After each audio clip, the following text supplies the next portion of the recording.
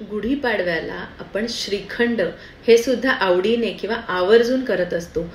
श्रीखंडाचं आयुर्वेदामध्ये काही महत्त्व आहे का? तर हो, नक्कीच. श्रीखंड हे जे घरी बनवलेलं ताजं श्रीखंड आहे, फ्रीजमधलं नव्हे, याला रसाला असं आयुर्वेदामध्ये म्हटलेलं आहे. वाग्भटाचार्यांनी याचे गुण सांगताना सांगितले की हे रसालम प्रतिशायम, म्हणजे प्रतिशाय, सर्दी पडसं ह्यांसारखे आजार हे श्रीखंड बरं करतं. ते कसं बरं?